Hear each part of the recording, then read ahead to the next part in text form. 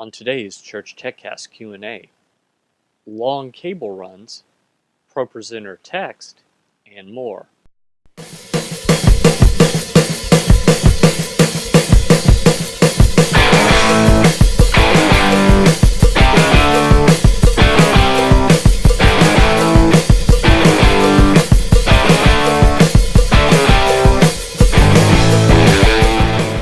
Hi everyone, and welcome again to another episode of the Church TechCast Q&A show. My name is Paul Allen Clifford, and I'm your host, and I'd love for you to join the conversation. So these questions all came directly to me, and so can your question. All you have to do is head over to trinitydigitalmedia.com/contact and leave your question or comment there, or use any of the contact information listed there. That's fine as well. You might find that you're more of an email person. Well, you can email me like Carol did, who asked a couple of questions today that I'm going to be answering. Paul@trinitydigitalmedia.com. You might think, well, Paul, you wrote the book on Twitter for churches. Do you have a Twitter account? Yes, I do. It's Paul Allen Cliff, PaulAlanclif. And that's how William got a hold of me. And so you're more than invited to do so as well. Additionally, if you're more of a telephone person, you might think, wouldn't it be great if I could call on the phone? I got you covered. 1-877-POD-ECHO, 1-877-763-3246, and you can call the show. Of course, anywhere you're watching this video, leave a comment below. So if you're watching it on trinitydigitalmedia.com, I check those. You might think. I do. So just leave a comment below. If you are watching this on YouTube, just leave a comment below. That's fine too. I'll get it any of those ways. By the way, this show is released as a video podcast and an audio podcast. So head on over to trinitydigitalmedia.com/subscribe, and you can get it automatically every week for free, F-R-E-E, free, zero zip, not a dollar zippo, free. And just do that. That helps you to remember the show and get it every time, and it helps me to know how many people are actually getting it. Also, if you've already subscribed and you like it, head over to trinitydigitalmedia.com/iTunes reviews, and there you'll see all the links where you can go leave a review. I'd appreciate any honest feedback, especially 4- and 5-star reviews. Those would be helpful to me as well. So let's get started. William Herndon over on Twitter sent me a message that said, Paul, we met at Quest about a year ago. Our church is trying to set up video cameras to stream to 2 TVs located in our building. We have Cat6 cable already ran, but are not sure how to hook up. We haven't been able to find anyone to help. Best Buy said they could not. Do you know of anyone who can? Thank you. And I wrote back, yes, I can. So here is the solution. First off, I clarified a couple of things with William.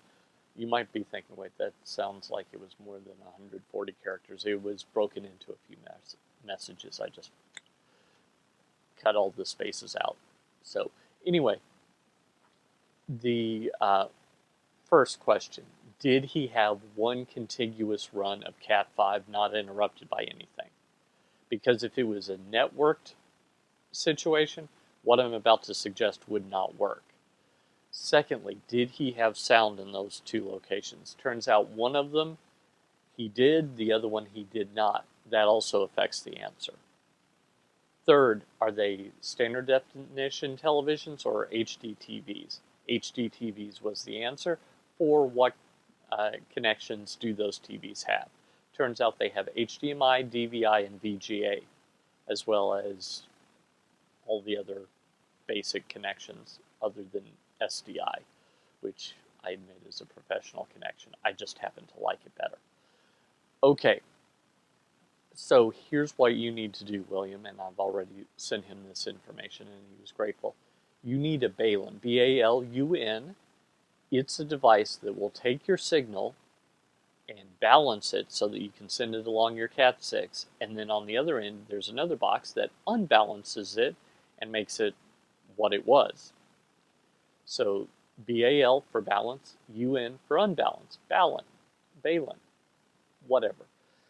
Never actually heard it pronounced by someone that knew how it was pronounced. Just a bunch of us guessing. And just like biblical pronunciation, technology pronunciations are often a matter of confidence. So I'm going with Balin. Now here's the caveat. Whatever you put into the Balin is what you will get out of the Balin. So if you're starting out with a composite signal, you can't put that into an HDMI Balin. If you're starting out with a VGA signal, you can't put that into a DVI Balin. Understand? So you've got to get the signal to what you want it to be on the other end. Secondly, if you had sound in both locations, I would recommend either DVI or VGA, hands down. No contest. Those are clearly the right solutions. VGA tends to be a little more reliable, but I really don't like recommending older tech, given that you buy for the future, you don't buy for the present. That's one thing that's absolutely true. So, I don't like recommending it, but right now it's still the best option. DVI is almost as good an option. HDMI is a horrible option. If you've seen these shows before, you might know that I hate HDMI. It's fine for hooking up your Blu-ray player to your TV 3 feet apart, about a meter apart. That's fine. But when we get into production, we need long cable runs, and we need to have a system that is not designed to fail with any minor fluctuation or any minor something that might possibly be construed by somebody somewhere as perhaps having something to do with piracy. So HDMI, because of HDCP, high definition copy protection, is designed to fail if they think there's any chance whatsoever that you're doing anything that they don't like. Therefore, I don't like it. I think that it's a horrible system.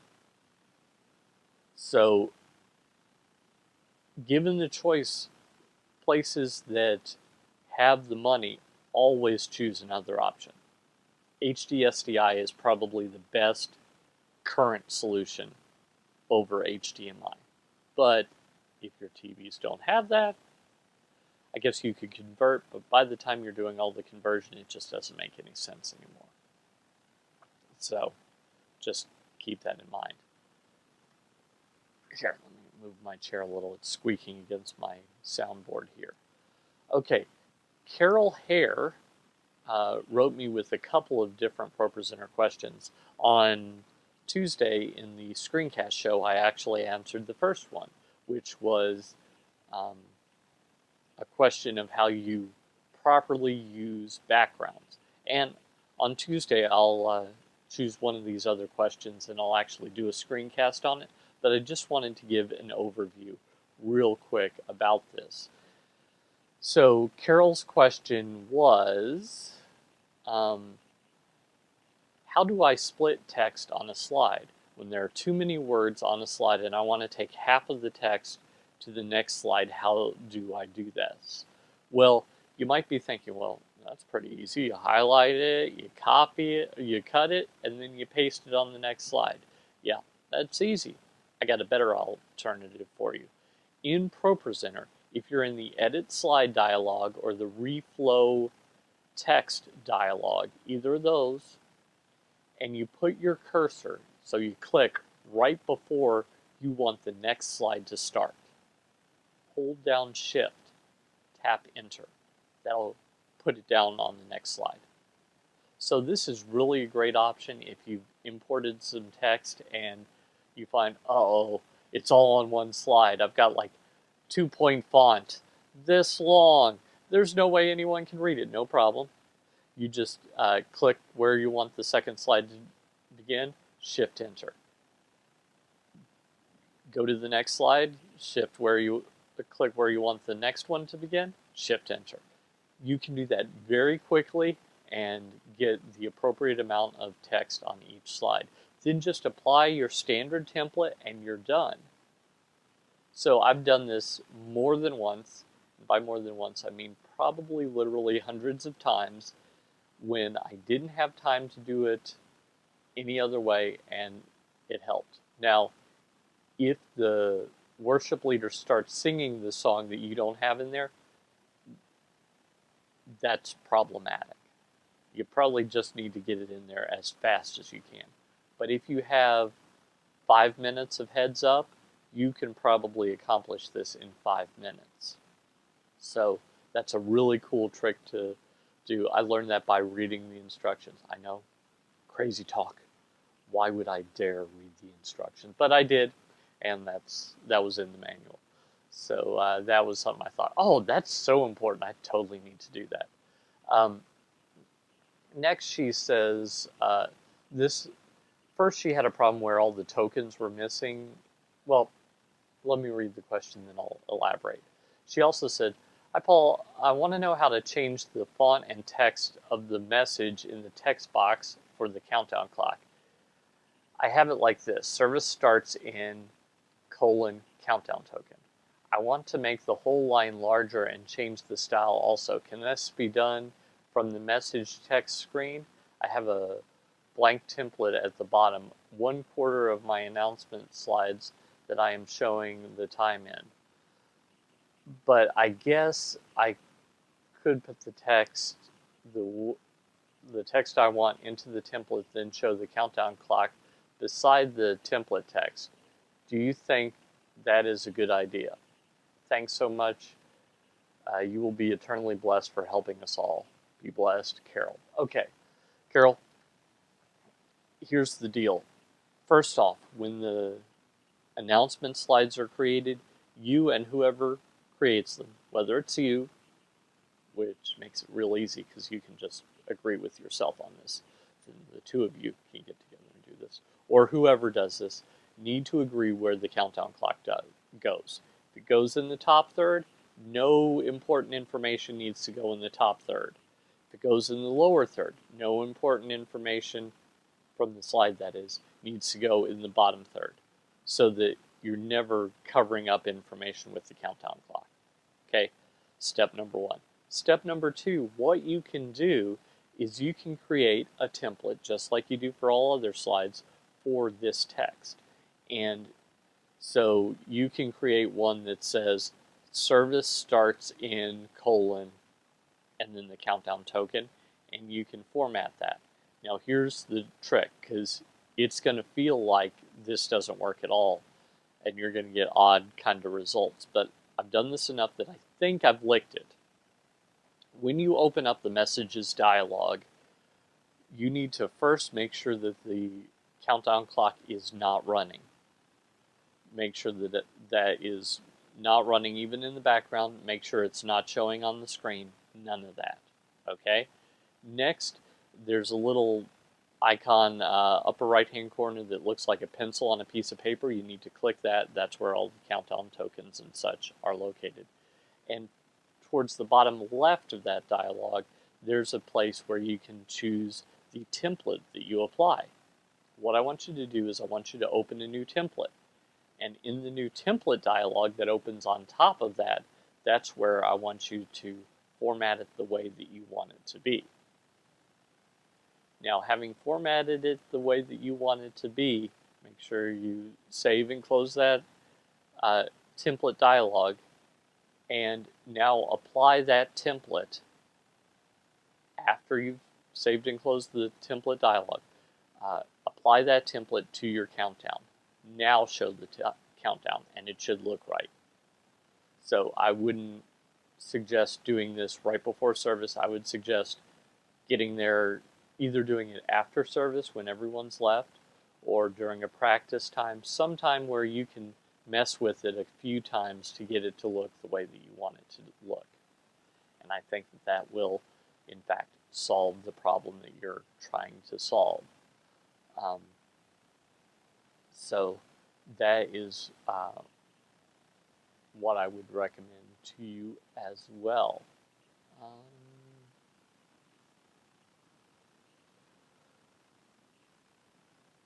So the other thing is she wanted to add a countdown, I'm going to summarize this last question because we had to go back and forth a couple of times, and it turns out that it was a junked up preset that caused the problem. So here's her question. I'm trying to make a countdown clock template for the bottom of our announcement loop. Under our messages icon, there is a countdown to service, but there is no clock there to start. Could someone have deleted the clocks or hid them somewhere? How could I make the clock come back? Thanks so much. Have a blessed day, Carol. Okay. Here's what I wrote back. In the messages pop-up, there is an icon that looks like a pencil on a writing on a piece of paper.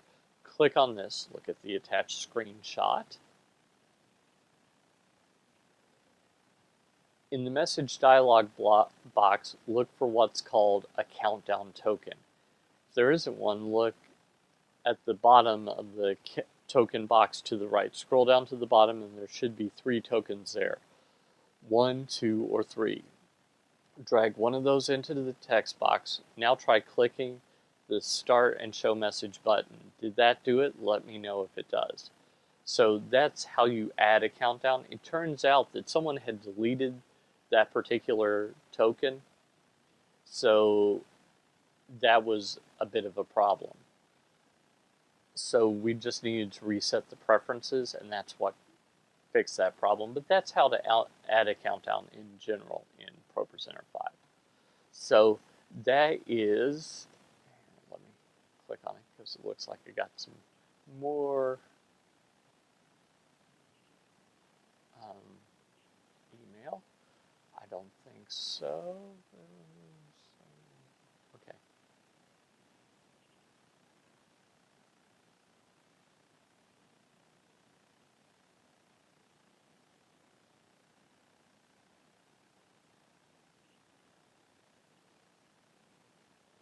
Okay, so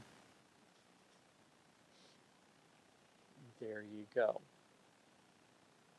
So that is just a few of the questions that I've gleaned. Sorry, this ending seems kind of weak. Let me take it up a notch.